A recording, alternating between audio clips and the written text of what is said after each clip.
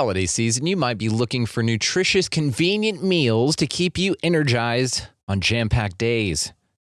Factor, America's #1 ready-to-eat meal delivery service, can help you fuel up for brekkie, lunch, or dinner with chef-prepared, dietitian-approved, ready-to-eat meals delivered straight to your door. They just drop them at your door, people. You'll save time and eat well. You'll stay on track with your healthy lifestyle while taking all of your holiday to-dos in stride with good meals in the tum-tum. If you're too busy with all this stuff, these meals are easy to get done. They taste great. All you've got to do is head over to factormeals.com/expandingreality50 and use code expandingreality50 to get 50% off. That's code expandingreality50 at factormeals.com/expandingreality50 to get 50% off. A choice right now, between fear and love. It's just a rock. Out of the dark night of ignorance and into the shining light of truth. Expanding reality. A population of citizens capable of critical thinking. We don't see things as they are, we see them as we are. There's a level of reality where everything dissolves into an ocean of energy. We empower our experience by insisting on our authenticity. That's very profound. Very. Expanding reality. Welcome to Expanding Reality. I am your host, Brandon Thomas. On this episode, James Iandoli. He is the host and creator of Engaging the Phenomenon, a phenomenal channel and a wonderful resource for UFO disclosure, any kind of information along those lines. He's had such people on his show as Grant Cameron, Luis Elizondo, Richard Dolan several times, Jacques Vallée, Paula Harris. So all of the who's who in ufology, this dude is connected with and is able to get the real scoop and to really pick their brains on the research that they've been doing for decades. So without any further ado, guys, make sure that you check out the show notes in the bottom description down there for all the links to find James as well as this show. And let's get to the conversation, guys. This is an awesome one. Without any further ado, James Iandoli. All right, ladies and gentlemen, welcoming to the show this very special episode from Engaging the Phenomenon. We have James Iandoli. How are you, brother? I'm doing awesome, man. I see you got my name right. Yeah, we were laughing about it before. I like to ask just to be sure or whatever. I want everybody to be comfortable. I don't want to be that guy, that can't pronounce names. So, dude, so good to see you, brother. We had talked about doing one of these a while back. Cards finally aligned, man, and here we are. So you run an incredible show called Engaging the Phenomenon. I will put, of course, all of the ways to find you in the show description down there, so you guys just go check that out. So what got you started with the show, brother? Oh, man. Well, you know what? Engaging the Phenomenon is actually something like a culmination of all my work and ideas and kind of my own evolution into investigating the UFO subject and consciousness and kind of everything that goes with that. I got started early on kind of studying UFOs and metaphysics because I had my own contact experiences. And through that, I got involved in CE5, which, the term CE5 itself has become somewhat of has its own stigma because of its relationship to Dr. Stephen Greer, who is now more than ever a controversial character. But I got heavily involved in CE5 and the CE5 initiative, and I created the first CE5-based social networking groups. And I've actually been pretty publicly involved with the UFO issue since that time. So around 2009, 2010 is when I became more publicly involved, and I had some different projects over the years, but Engaging the Phenomenon is the culmination and like blending of all my ideas and work and experience up to this point. Well, it's a fantastic show, man, and you do some incredible work, which we are going to get into. But I got to say this about you, man, and this for all the listeners from my audience that isn't familiar with you, man. You are the nicest guy in the world. You're like the UFO sweetheart. I just coined that term for you, so T-shirts to be coming out soon, probably. So everybody, you're like Brent Rains. Do you know who Brent Rains is? I don't. Oh my God, I've got to connect you two. Y'all are like he's like your future self. So he's like you in like 5 years, dude. So anyway, y'all are both just so sweet. You have phenomenal reputations, and your research is impeccable. You draw people to you that are so influential in the field. You had Jacques Vallée on your 5th episode with Paula Harris. I mean, how just the way that you are, like I said, nobody has anything bad to say about you, including myself, man. I think you're one of the nicest people I've ever gotten to talk to. So thank you again for your time. So for my audience that doesn't know you, how do you cultivate a reputation such as yours? Tell us a little bit about you. Well, if you want to know the secret, it's pure luck. Just like Brent. He said the same thing. He was like, oh, I'm mailing them their check, You guys are just humble. All these things, I'm just kind of caught in the, unfolding of reality as it is. You know what I mean? I'd like to think, I pushed things in this way and I did this and, but, man, it's really just the way things happened, really. I guess, somewhat being an experiencer in a sense gives me some kind of boldness, not in a negative way, because I've seen that where, sometimes people can put their ideas before others because of that. But I mean it in a way of, this is kind of fun and interesting for me to do, but this is not a hobby to me. This is like a part of a life mission, as me finding answers and feeling, I guess, a sense of obligation to share it with others, because I think it's really important. And speaking about contact specifically is transformative. And the idea with, CE5 or human initiated contact events, people can have their own kind of personal disclosure of kind of knowing without a doubt that, the phenomenon exists and is here. So that's kind of like on the, I guess you can say, like the experiencer side. But, another thing is I'm just constant in what I do. I'm constantly reaching out to different people. And people probably know me through engaging the phenomenon, which I created the name Engaging the Phenomenon in 2018. I created a Twitter and my YouTube at that time. And I was more involved in the research community, kind of out front instead of just like in organizing groups and stuff. But so at that time is really when people became familiar with me. But I'd been already in the game for 9 years, speaking to different researchers, making connections and networking. So I'm kind of, I've been at it a while. I've been at it a lot longer than people probably think, because they only seen me in the last few years. But, I used to be messaging with Richard Dolan back in like 2009, 2010. I'd message him, regularly. And back then he was more on social media. So he was responsive. And, so I was actually talking to other researchers back then on a regular basis. And so when I came out with Engaging the Phenomenon as a project, I already had kind of a network of people I was connected with. And, they were all really cool. And, people like Grant Cameron helped me out in different ways, and Rich Dolan. And, I got a lot of people to thank for that. So. Some heavy hitters, man, and you're absolutely right. That's how you do it. You cultivate the relationships by being engaged in them for a long time.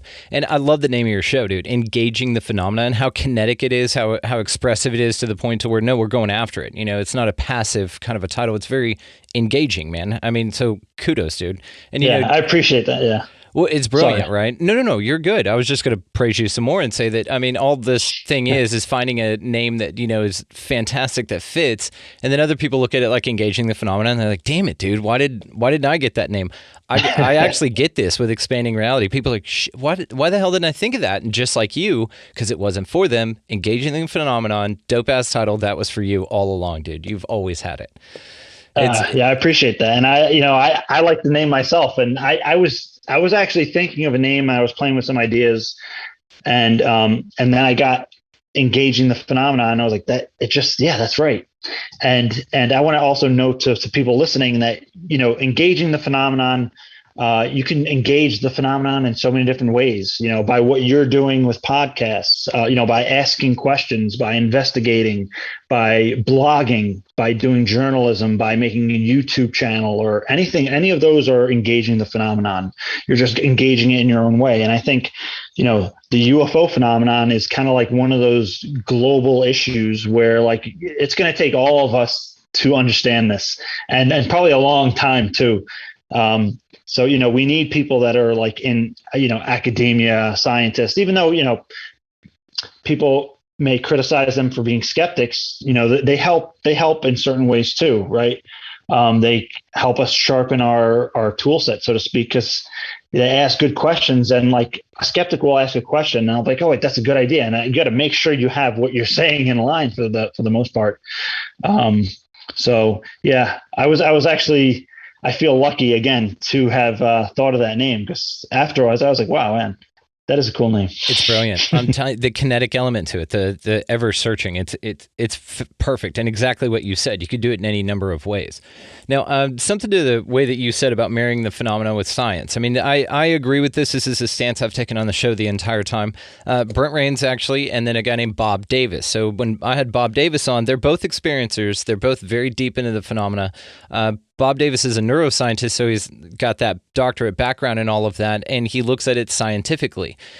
They all hooked up. I'm going to get you hooked up with all these people off air. So they all hooked up with these ladies named Lynn Miller and Barbara Mango, and they wrote a book called Convergence, and all of them are in this book, and that's what they do. They were part of the Edgar Mitchell Foundation.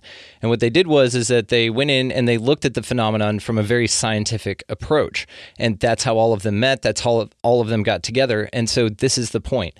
I have been engaged in that part of the phenomena for serious lately. It's been something that I think is the next step to it, just like you. And just like you, I've got the idea that we don't know what the hell the phenomena is. So that leads me to my next question. I know you don't plant your flag personally, but if you have a favorite, like a favorite idea, is it any of the ideas for what the phenomena is? What is yours? If I had a favorite where I'm like, okay, I think that's the coolest. Yeah. Would have to be extra dimensional. Yeah, right. Just because I don't know what that means. No, I mean, I'll actually say this. In one of my experiences early on in 2007, the part of the telepathic lock-on or download I got, they told me that they were extraterrestrial, right? I thought they did. So, but the more I examine that, the more I'm thinking, it was symbolic. Like they were saying something like that, so I would understand kind of the process of what's going on. Because I've really looked into the idea of using like a Buddhist type self-investigation method on contact, which it cannot, it's not always comfortable to do that because you're questioning your own ideas and things like that, and your own experiences. And I can't say that it's even one phenomenon per se. I think that we're probably dealing with several phenomena, but we use the term phenomenon to point to kind of everything that connects to the UFO phenomenon. And I like that. I put it in the name of my my channel and project. So I do think that, like, the extraterrestrial hypothesis, I see that as the most plausible, just because of the huge, vast amount of space that's out there. And there's got to be a civilization out there that's like 1,000 or 10,000 or 100,000 years more advanced than us in our own, Milky Way galaxy. And if they're that advanced, they can probably reach us or observe us. And the interdimensional thing, kind of brings up all these questions, where they just kind of have to change their frequency and boom, they're kind of in our dimension. So I think they're all plausible. But my favorite, I think, is the extra dimensional. Extra dimensional is really cool. A guy named Paul Askoff is under Philip Mantle's Flying Disc Press. Man, another dude. You've got to talk to this guy. His thing is the interdimensional thing, but it ties all of it together. It shows Bigfoot, any cryptid you could think of, mermaids, all that stuff, fae folk, UFOs, all of it. Everything is tied into one bubble that it's just, yes, out of phase from this dimension. And therefore, they can, of course, be transient in this dimension. And then he breaks down all kinds of ideas. That it's just electromagnetic phenomena, which can hijack your memory. It can erase you. They only let you remember what they want you to remember, which leads me to my next question. So let's talk about your contacts, if you don't mind. I'm curious to know, you mentioned transformative earlier. So what was the most transformative experience you had? The most, they were all transformative in their own way. And I'm talking about the kind of bigger events, like the high level contact events I had, because, doing CE5, I've done CE5s where there were true unknowns or like a true anomaly, not something that's questionable, hundreds and hundreds of times. But there were several that were like majorly transformative. And the first kind of set of events, because I think they're all connected, was in 2007, and that was a whole series of events. It started. I don't know. Have you ever heard me tell the story about the Dreamtime contact one? Yes. Yeah. But go ahead. Well, I was going to say it started with that, and then I had something akin to a near-death experience. It wasn't a true near-death experience. It was a trauma-induced out-of-body experience. And then the day after that, I had another experience, which was a telepathic lock-on. And I was told to come out of my house, and I had this download, and there was this craft there. And that's the one where they said, or they communicated in a way that said that they were extraterrestrials. But again, I kind of question that's actually what they were trying to literally say. And that was like a whole set of events. So, I mean, I can go into that if you like, but that's like the whole story. But then, that's what led me to CE5. And I actually had a CE5 event. It was I'm trying to think if it was in 2010 or 2011. I actually wrote, I wrote this whole thing down because it was insane.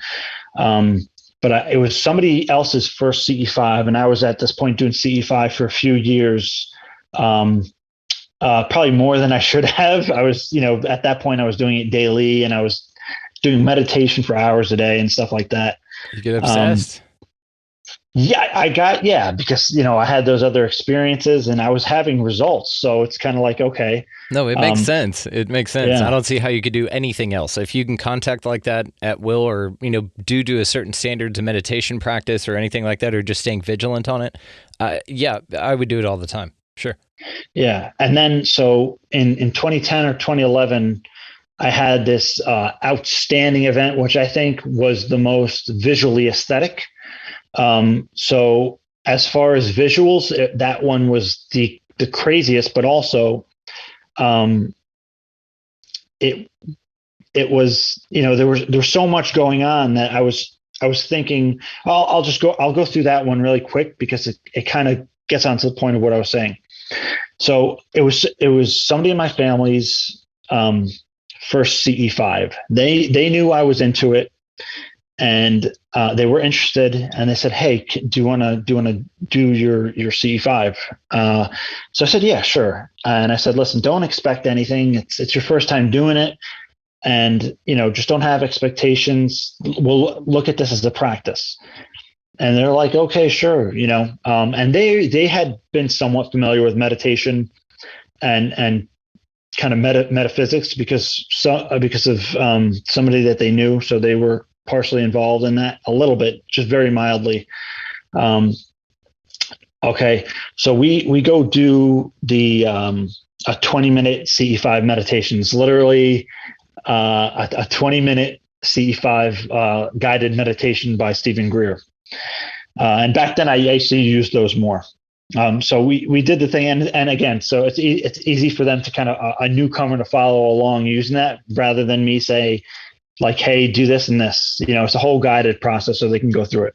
So we did that, and we finished, and I'm opening the door to the room we were in, and my other family members were in the living room. They had the lights off because they were watching a movie, and it's about 9 p.m. or, between 9 and 9:30 p.m. And they're like, somebody was taking pictures outside. And I'm like, what are you talking about? They said there's lights. There's, someone's taking pictures with the flash camera. And when they're saying that, I see the whole room light up, and it looks like if I didn't know better, I'd say it's lightning from outside. So I instantly got excited, because that's something you see in the field with field work sometimes, where for no reason the entire area lights up, and right after that activity starts. So I instantly kind of had the idea. I was like, holy crap, maybe this, it's going on. The contact is going on now. So I'm running outside my house. I grab my laser, which I don't advise people use for safety reasons, but disclaimer. Yeah. So I get outside, and there's these two, craft. They kind of look almost like satellites, but a little bigger. And they're like this in the sky, and one of them flashes, and then the other flashes. So I'm like, holy crap, that's it. Oh, it was right after. So I shine my laser in the middle where the two, points of light were, orbs or balls of light. And then they each flashed, almost looked like they were flashing at each other. And then I'm like, oh crap, it's, this is happening. And my family member, I forgot to say, my family member who was with me, as soon as we finished the meditation, they said to me that they received in their meditation, look for the lights. And I'm thinking like, I believe that they could have received that message, but at the same time, I was like, okay, maybe they just it was their own voice in their head, right? I wasn't putting my stock in it. I should not say that, but that, that was my real thinking, was like, maybe they received it, maybe they didn't. I didn't really think much of it, to be honest. But sure enough, as soon as those two crafts flashed at each other, the entire sky began to have activity in different areas all at the same time. And almost everywhere you looked, like I looked up to my right, and there was a purple orb that had a structure of a craft around it, and it was lit up, and it flashed a few times, and then it was just moving there, purple light. And another point in the sky, there's a red light. Another one, there's a green light, and there's flash bulbs. So there's different points in the sky that are just flashing independently, like we call them flash bulbs. So like a single point of the sky is just flashing once or twice, and in all different areas. And then while all this is going on, there's different streakers coming through the sky, like alleged meteors, but they're literally making S turns and stuff. And every few seconds, one would be going by, and they're coming in the sky in different directions. So, of course, I went in, I got my other family members, they came out, and we were watching this for almost a half an hour. This is going on, and I'm like freaking out because, even with my prior contact experience, this was magnificent. And like, if you were to count like every flash and point of light, and this object and this other one shooting here, there were, by the time the whole event ended, there were hundreds of different manifestations. So I jokingly call this an intergalactic initiation, just kind of like a half joking thing. But so I wonder, because if all those different manifestations represented even a single entity per manifestation, that would mean that there were hundreds of different ETs or extra dimensionals or whatever at that point, in that, which I like, thinking back on it, I find it hard to believe initially, that because back then, 2010, 2011, that was my kind of realm of thinking. I did think it was, at that point, I did think it was probably maybe like at least a group of different entities that would have had to come by to make that happen.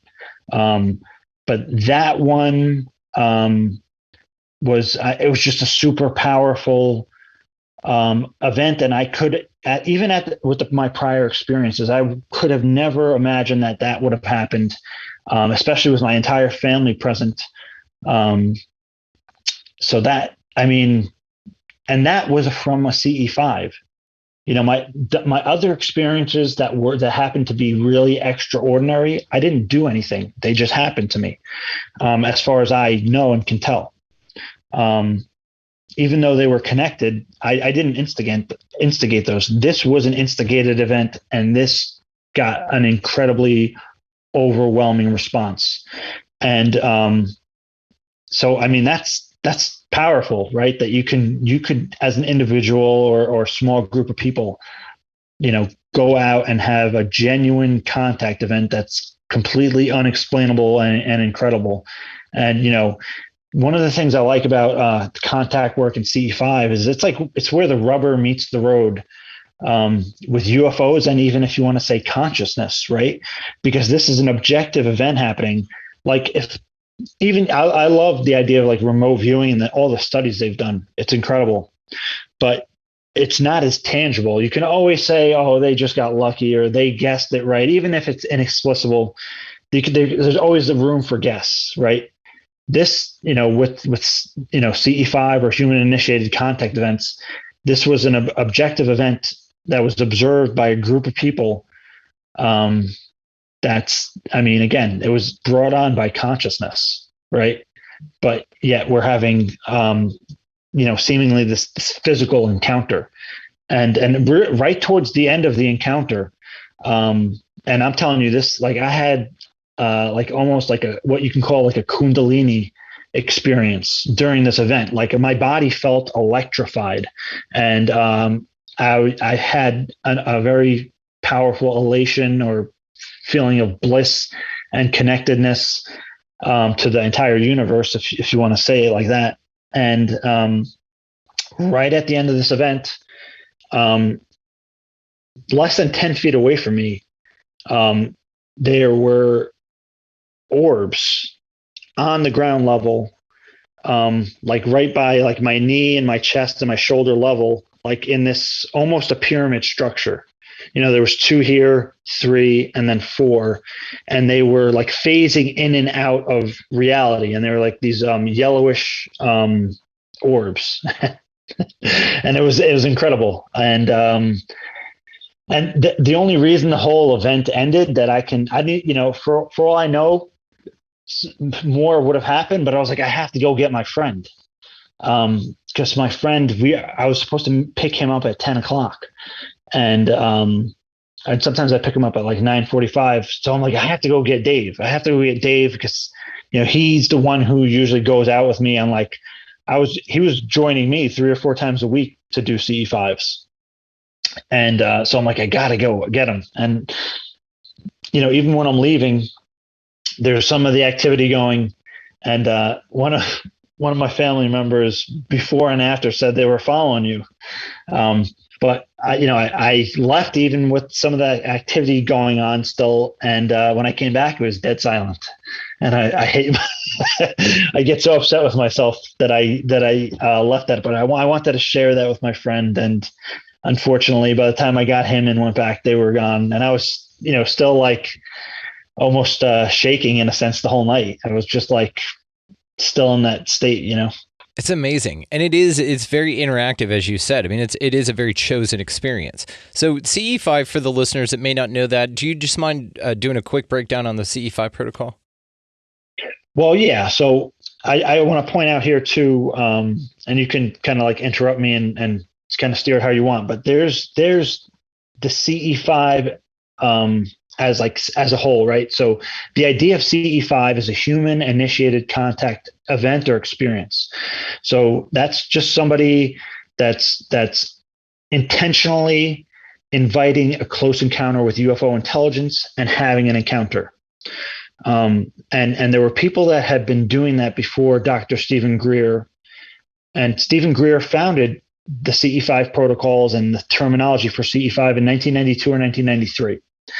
Although people were doing what we would call CE5 in the 70s. And actually, the more you look back in history, the more you see, John Dee was using Enochian magic.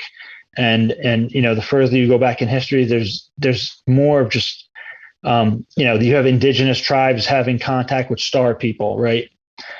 So that's technically CE5.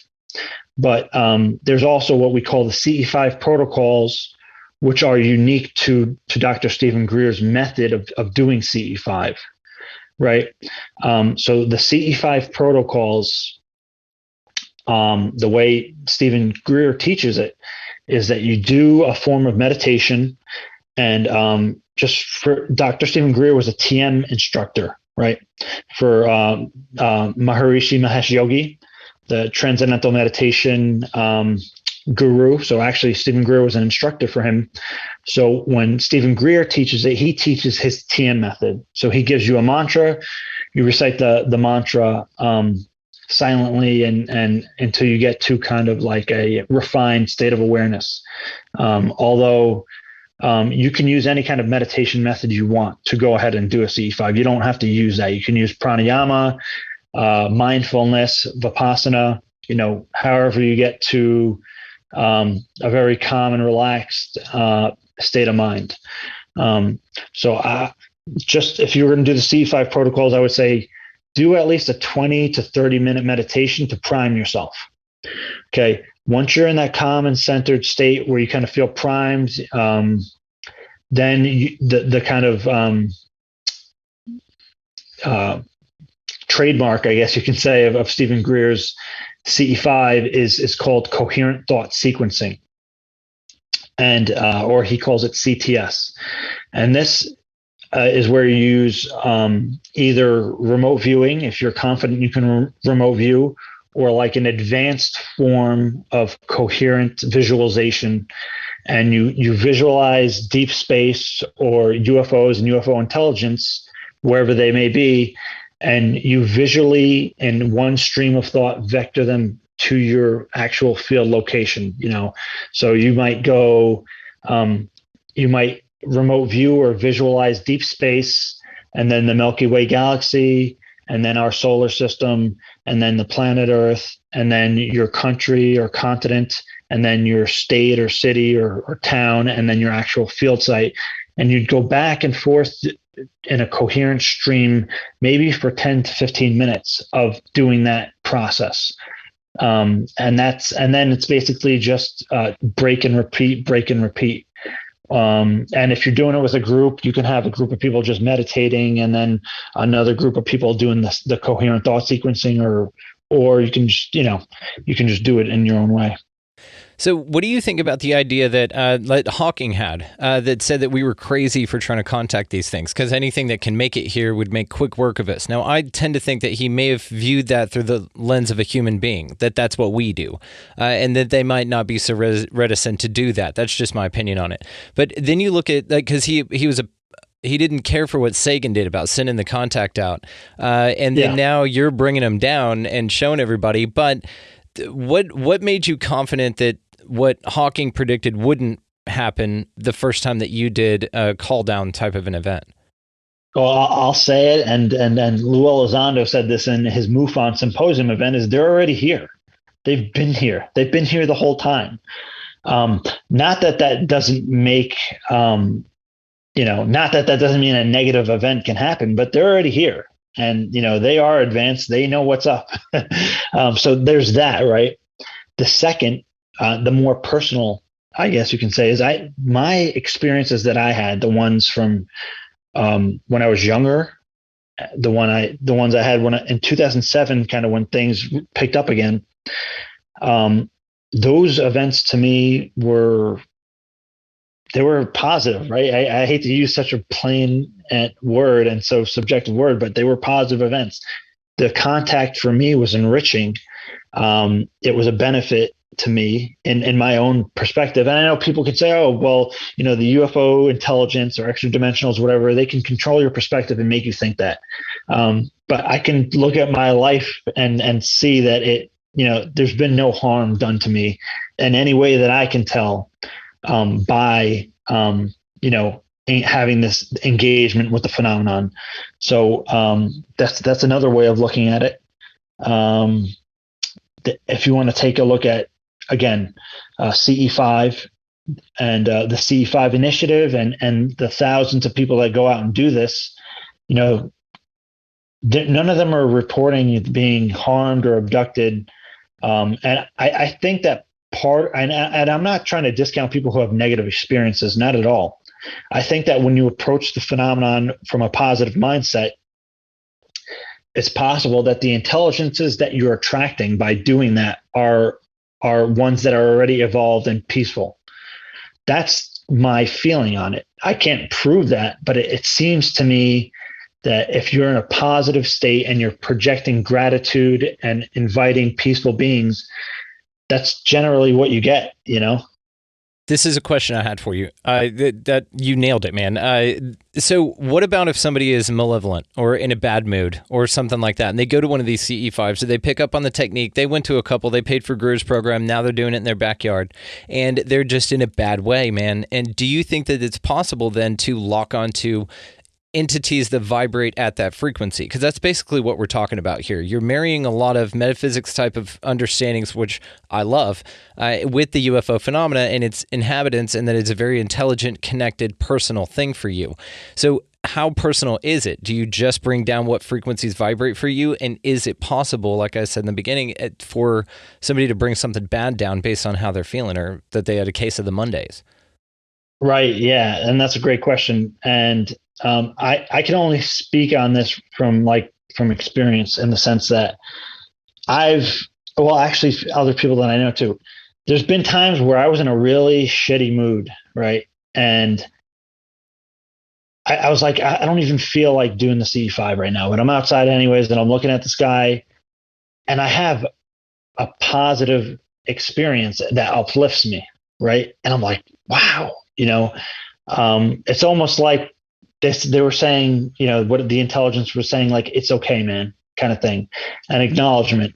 And this is not something unique to me. I know plenty of my other friends who are into CE5 who had this experience happen. And I don't know if that's because we're already kind of like in touch with whatever entities or intelligences are open to interacting with us. But it is something that it does happen. And, I kind of want to also address the negative thing. I don't think that's impossible. I think if you're in a negative state, you're more likely to bring on not even something that's just like UFO intelligence, but like shadow people, right? That kind of thing. I think in a sense, it's possible to open yourself up to it, up to negative experiences when you're, having a negative vibration, right? But I don't think that's in such a transient way as far as say 90% of the time I'm like super positive, super upbeat, and I'm having positive contact. I don't think that one day I'm having a crappy day that I'm all of a sudden going to have that bad experience. I think it's relative to your kind of like baseline, right?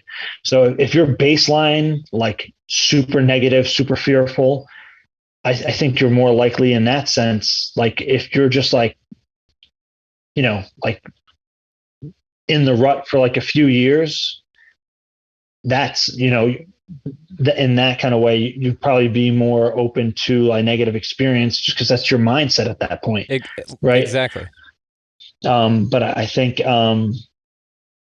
like if you're just having a bad day, I don't think you have to be concerned that you're going to invite some kind of negative experience. If most of the time that's not your baseline.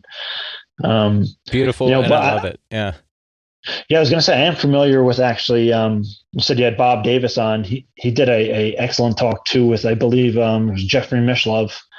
who I'm going to have on my podcast. Congrats. That's awesome. That guy is a legend. Get Bob on too, man. He's awesome. You will love that dude. I know. I wanted to when I first saw him on. I wanted because I know Ray Hernandez. Yeah. Yeah, he just moved like 2 hours away from me. Really? I've known Ray. Yeah, I interviewed him on an old podcast I was on. I've known Ray for a few years. Badass. Yeah, so I know I'm familiar with the. It's now CCRI, I believe. The Conscious Contact Research Institute. Yes. It used to be the Edgar Mitchell Foundation and the Free Foundation, but they changed it again. Their new book is coming out in September, I believe. My friend Dr. Joseph Burks, who you should totally have on. The guy's a legend, Dr. Joseph Burks. I can put you in touch with him. He's writing a chapter in that book. The book is called The Greater Reality. And I totally vibe with that. Yeah. Because my contact opened me up to a greater reality. I often talk about contact as an instigation for an awakening, or contact as an awakening experience. Because again, it's where the rubber meets the road with physical, tangible, objective reality, with seeing an actual real object, a UFO that other people can see. But there's there's a psychic component to it, or a consciousness component to it, that Jacques Vallée and Dr. J. Allen Hynek called high strangeness. John Keel, hell yeah. Yeah. So it's physically real, yet it's kind of leading us in the direction of what people would call metaphysics. But I think all that stuff, telepathy and downloads and all this consciousness stuff, I don't think it's magic, right? Even if they're extra dimensional and they're not using technology per se, they're using innate abilities that they have. I think all the stuff is going to eventually be scientifically explainable, right? There's going to be a bridge. I think eventually, they're already looking, and if I've talked about the ATIP slides, right? So all the stuff on the ATIP slides. For people listening, ATIP was the Advanced Aerospace Threat Identification Program. It was a Pentagon program studying UFOs, and there were 9 slides leaked out. Well, actually, there were 7 slides leaked out, but we have 7 of them. There are 2 slides that I believe we don't have. But of the 9 slides, slide 9 is talking about UFO intelligence. There's all these crazy things on that slide. It's talking about different technologies or means that UFO intelligence has, and passing through solid objects, cognitive human interface. Which when I interviewed Lou Elizondo, he said it's basically your CE5, right? Conscious interaction with UFO intelligence. And there's another one talking about time, space displacement and all this. And it's all these radical things, but it's on a briefing slide that was used to brief the Pentagon. And the purpose of the slides was not like, hey guys, look at this mumbo jumbo we found. The purpose of this program was to study that stuff, write theoretical papers, which they wrote 38 theoretical papers on it. And see if we can recreate this technology in 50 years. That's what they were trying to do. So this stuff, even though it sounds far out, the Pentagon was seeing if we can try to recreate some of the stuff in 50 years. So it's not even like we're talking about 1,000 years ahead of us that we might be able to do some of the stuff, or at least understand it theoretically and mathematically before we can implement technologies to recreate that effect. And then you get stories like Bob Lazar, and of course, I believe Bob's story. I believe that that's what Bob saw. Now, there's some conjecture on if it was set up for him to see, and therefore it would be convincing. I mean, then that's another argument. But either way, that dude, I don't think is a fraud. But then whenever you walk back in these cases where you've got, Ben Rich of Lockheed Skunk Works telling us that we knew, back in the 60s, right, that we knew how to take ET home, and that you couldn't imagine. And I had Jim Goodall on, and he was telling me about this.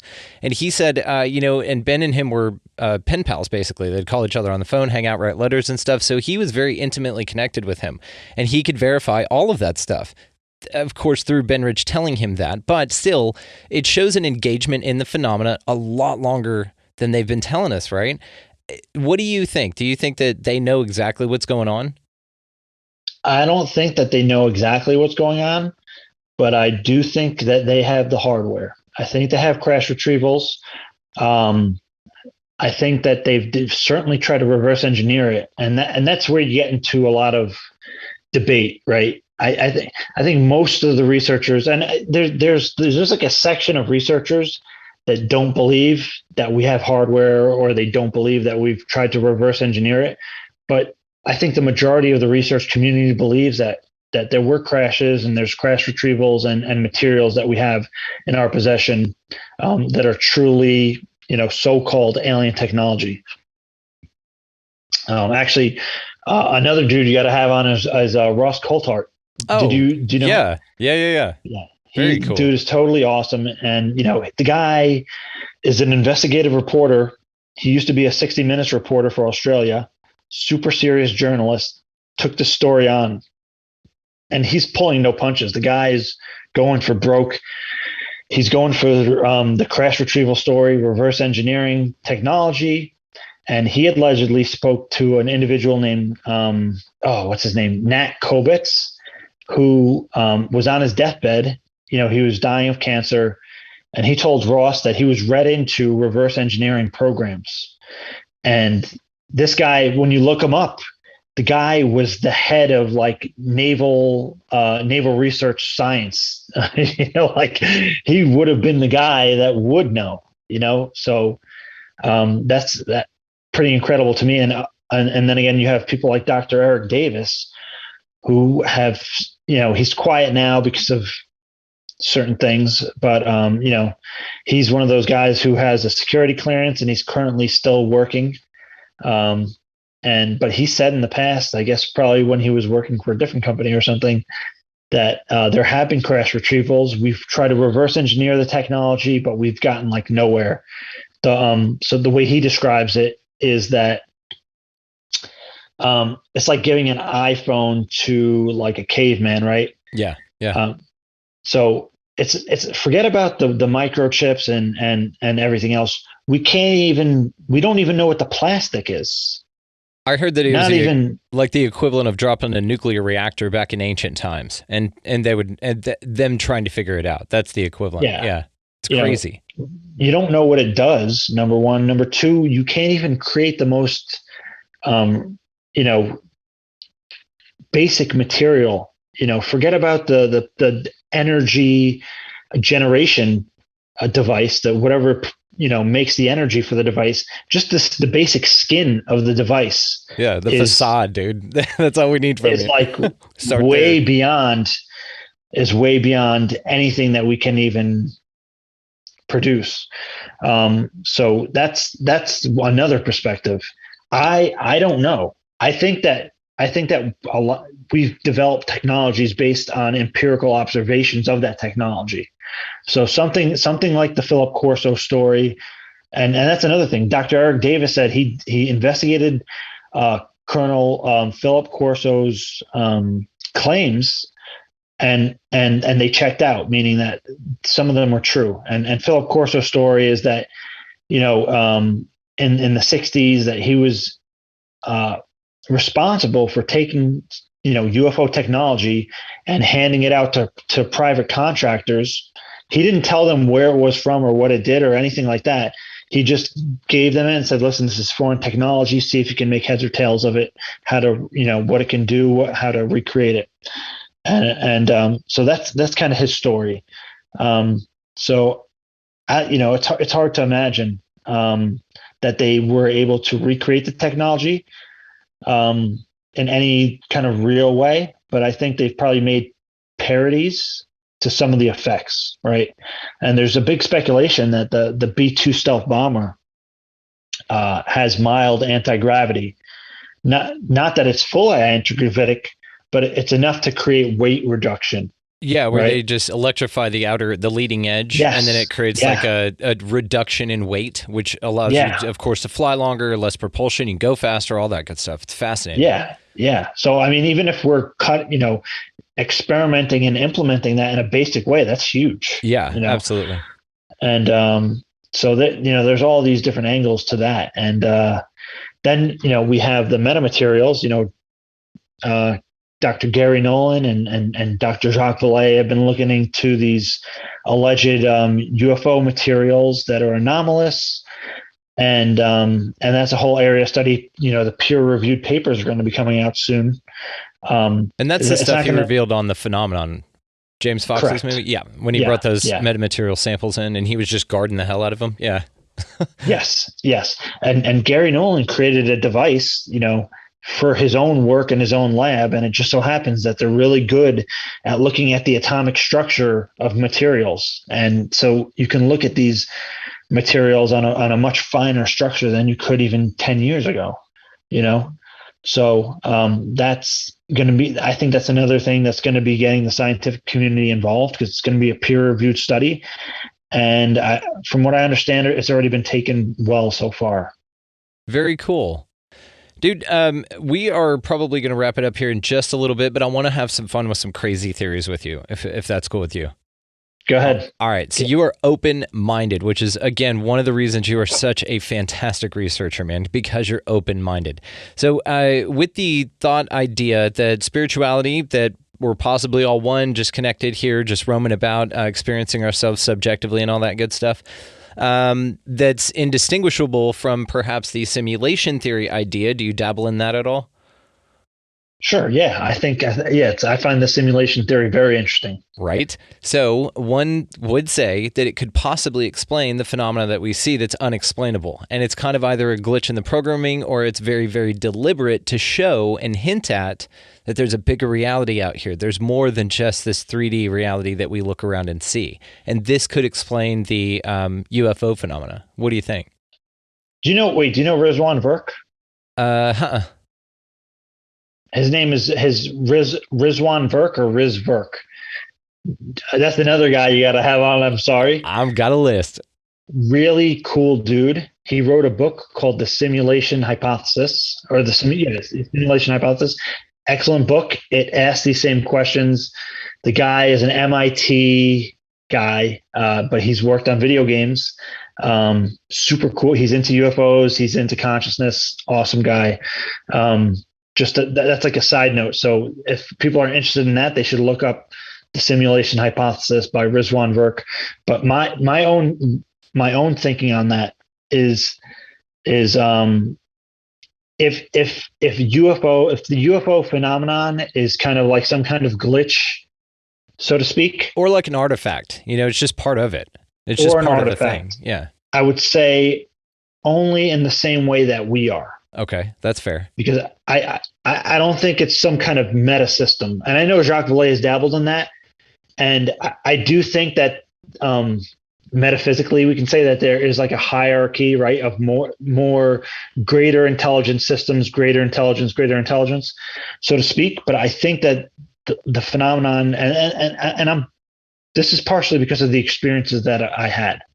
I do think that there are intelligences that are individual units of consciousness just as us, so I don't see like the UFO phenomenon as some kind of greater program that's just like a CPU or an NPC or just doing its job thing. I do think that they're individual units of consciousness just like us. I think the greater you go up that chain of command and kind of like intelligent hierarchy, the more unified that those systems are.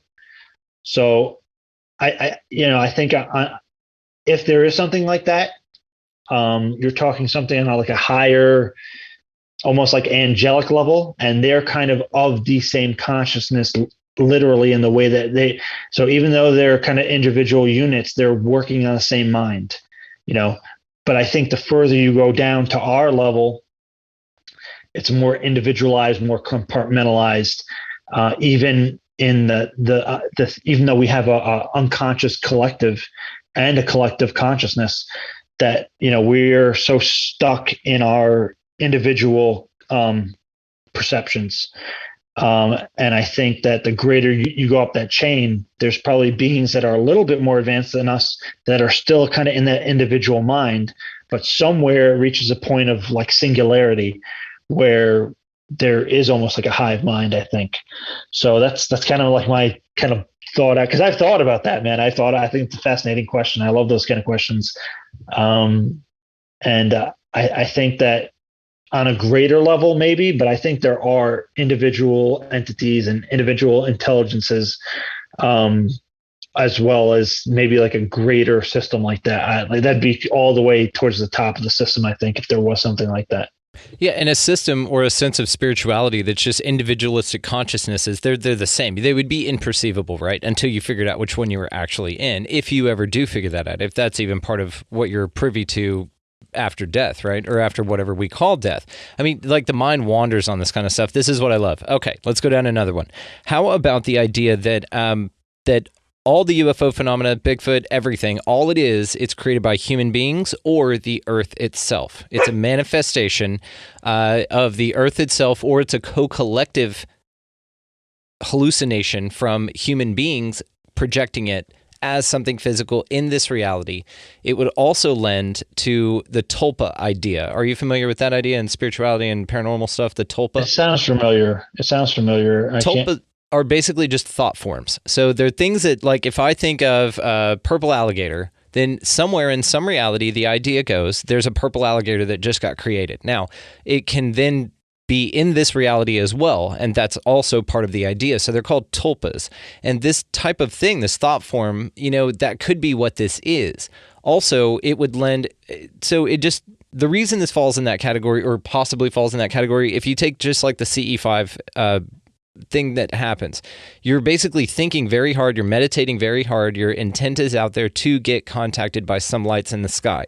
And CE5, the close encounters of the fifth kind, of course, is just out, man. They're not going to come down and take you up or anything like that. So it's safe, it's harmless. So, but then what you're doing is you're using your intention to mentally call these ships down. So you could, based on this idea, be manifesting them and calling them to you because you're creating it. Because you do create your reality, even in this way, even in this thing that's unfathomable to us, on some level. Another reason I think about this is because I was thinking this the other day about the Kenneth Arnold sighting. And yes, I do just kind of walk around town thinking about old sightings and kind of how they fit together. So back in the day, whenever people started reporting things like lights in the sky and things like that, they described them a variety of different ways. At some point, they began to get technologically able to understand what they were looking at, and they could conceive it mentally, but they couldn't physically do it or construct it, right? So one of these examples, of course, is Vikings back in the day. They would see wooden ships, or they would appear as wooden constructed ships, but they were flying. They couldn't do that. They could build wooden ships, but they couldn't make them fly. Then you look at things like it's just outside of us technologically. So the Foo Fighters in World War II, whatever the hell those were, possible Nazi weapon, we leave that open. But then also you look at things like the Kenneth Arnold sighting. So what made me think of this is it always seems to be technologically one step ahead of us, or it can appear that way. Whenever the Kenneth Arnold sighting was described, it was described as flying saucers by the guy in the newspaper. That was just somebody that was interviewing him that described that. He said they look like saucers skipping over water, but he never said that the shape was as a dinner plate. He always said delta and it had that point, right? But after it was printed in the newspaper as him being quoted as saying flying saucer, a few months later we get Roswell, and it was described as a disc. That was the first time really that I can think of in the research I've done that a disc was described, right? So, well, and then you have Billy Meyer, and you have all this other stuff, no matter what you think of it. But and then now look at what we've got. It's not flying silver discs in the sky. It's little tic tac orb things that do all kinds of crazy stuff. Go underwater. It just keeps jumping a little bit ahead again, which kind of lends to this idea that it's possible that it's all psychosemantic. It's all something we create, and you've experienced your creation by calling it down via the CE5 stuff. It's possible. So my thinking on that is one fraction of the entire UFO phenomenon. I think that there are especially some people that are potently psychic that can create those experiences. that could create an orb in the sky, possibly psychokinetically. I think that's possible for some of the events. I don't think that the stuff that it, like, just say Roswell as an example, I don't think that the hardware that we've obtained in those kind of crash retrieval cases are like aports, right? Or apports. Although there are some kind of like apport phenomenon that where, they collected stuff and it was kind of weird, but it didn't seem like technology. So I think that kind of what you're describing is possibly a fraction of the phenomenon, but I don't think it explains everything. No, of course not, because they can tap into our psyche, right? I mean, this has been evident with what you've experienced, with what, a lot of people have talked about this telepathic communication, about this ability to communicate, to interact, all of that stuff, not needing words, and them just being able, like in the CE5 protocol, for instance, being able to come down and see you. Like these are connections that are very personal. So if they can say, okay, they're making airplanes or they're making ships, let's really trip them out because we could see in their minds, and let's make one fly, even though they can't do that, right? So, another way to look at that too is, and I always question this, is that were say the Vikings in this experience actually seeing boats in the sky, or was that just their way of thinking about what they saw, even if it was like a cigar-shaped ship, or you know what I mean? So Brilliant. There's the two major ways to look at that. And I always question that. I always think, is that literally, because the Japanese also had noted that they saw ships in the sky. The egg. And and there's so a famous was egg case where they landed, a female occupant got out, talked to these fishermen, and then shagged ass. Yeah. So I always wonder if they tried to just relate it to something that they can explain at the time. Like, in other words, have we gotten better at describing and explaining things based on our own technological development? It's a brilliant point you make, and I agree with you. And this is why I've related it to the Kenneth Arnold versus the Roswell versus what we're experiencing now, because we do have evidence where they could describe flying machines, and they saw what they were, and then they could describe a disc. Again, we can see disc, we can make things fly, we can't make a disc fly. We just couldn't put the two together. And so that's why, in my mind, again, and yes, no, but referring all the way back, I mean, they called them demons, they called them angels, they called it fire. Exactly. All of these descriptions absolutely have to be considered, and that's a phenomenal point, dude. Yeah. And I do think that there are also, we use the term angel, and it's a loaded term. So we have all these thoughts, there's nothing need be religious about an angel, right? It's just a particular kind of intelligent being, but we ascribe all these attributes to that being and beliefs, which may not be close to the actual reality of what that entity or being actually is. And in one of my experiences, the one that was like a trauma induced OBE, I saw a light being. And the only way I can describe it is that I somehow knew during this experience that this being was not separate from me. So I don't know what to make of that, right? But that definitely did not seem to me to be like a UFO or ET kind of experience. That seemed like something on a whole nother level. Psychedelic. And it was much, I don't know. I mean, it was during a trauma-induced OBE, so that can release a lot of crazy shit in the body. I mean, and women hallucinate. This is one of the things that Terence McKenna talks about with hallucinations, is women going into birth go through a natural type of trip. And so whenever you're given an epidural or something, you kind of deprive them of that. But this can be induced. DMT is all throughout your body. So this type of psychedelic experience can be induced based on stress. I mean, all kinds of factors. Yeah. Yeah. So, I wonder about that too. And actually during that experience, I had this whole out of body experience where I was like above the whole thing too. So, that to me, that opens up so many different ideas and thoughts and questions. And just to kind of circle back to the idea about the UFO phenomenon being the rubber meeting the road is the great and late Dr. John Mack. He had that phrase "passport to the cosmos," and he was saying like the UFO phenomenon and even these experiences and the experiencers it's like a passport to the cosmos. It's a passport. It's an invitation to the greater reality. where the UFO is only almost like the initial or like the window dressing, and that's just the beginning of everything. It's just that next thought into a stream of a much greater stream of thought, where like, yeah, when you have like a UFO experience, it makes you question, are there other beings out there?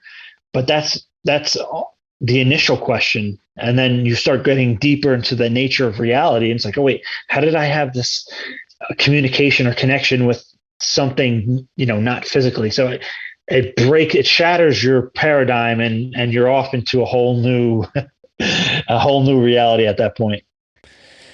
James Iandoli, I cannot thank you enough, man. We're gonna call it here. So tell the folks out here where they can find you, my friend.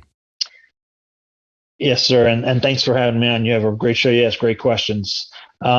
You can find me anywhere at Engaging the Phenomenon on Twitter, Engaging the Phenomenon on YouTube, Engaging the Phenomenon on podcast platforms like Spotify and Apple Podcasts. James, dude, you're a badass, man. You're a sweetheart and you're awesome and you are welcome anytime. You have a home here. And you and I need to do a shirt swap because I'm going to put a link to your shirts in the bottom of the show notes too. Dude, your shirts are badass. Vinny and I were talking about it. He wore it on the episode I had with him. Yeah. Vinny Adams, yeah. And we talked about you like 5 or 6 times in that episode. Everybody loves you, dude. I'm telling you, man. So it was an honor to have you on. Thank you so much. You are welcome any damn time you want, dude, because I have so many more questions for you. So thanks again, brother. I appreciate it. Yeah, thank you so much, man. And thanks for having me on. I love Vinny. That guy's Tony Stark, Iron Man. He really is. Totally looks like like Tony Stark. And I hope to have you on my show soon. And hopefully I can come up in your area and visit you for a CE5 sometime. Dude, have me on your show. I would be honored to be on your show, first of all. Second of all, you are welcome at the ranch anytime. Come out here. We got land, dude. We'll make a weekend of it. Just come on out. It'll be a lot of fun. We're going to give your ranch a name. Okay, got it. Let's do it. It's already got a name, Original Ranch, but let's rename it for the CE5. There you go. I dig it, dude. All right, man. Well, James, thanks again, brother. I really appreciate you, man. Cool, man. Thank you so much. Take care. And that is the kind of conversation you get when you get James Iandoli on your show because he knows everything. One of the most insightful people as far as the UFO phenomenon goes. I am grateful to have connected with James. We will be doing much more stuff in the future. Engaging the Phenomenon, of course, is linked down below, guys, so make sure to check out the show notes. You can check out the show notes also for this amazing music that you're hearing underneath this. That is my buddy Vinny the Saint. Go down and check out his link tree for all of the ways to find him and his music. Absolutely grateful that I know Vinny at all, let alone the fact that he lets us use some amazing music for the show. So thank you again, Vinny. Also go down in the show description, guys, to find expandingrealitypodcast.com. The link is down there for the website, which will lead you to all of the socials, YouTube, Patreon, all that good stuff is there.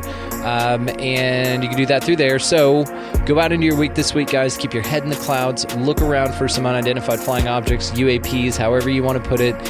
Go out and check out some mysteries that are still around here because this is a mysterious place, riddled with them. So just go enjoy it. Go out into this week while you're doing that, of course. Pick up a piece of litter. Get out of that left-hand lane. Be nice to everybody that you come across, no matter what. Shift the energy there. And beyond all of that stuff, guys, go out into your week this week and into this mysterious world, and y'all just focus on be good to one another. Just be good to one another. That's it. Just try that. It changes your life and the world around you. Thank y'all so much for listening. We'll see you next time.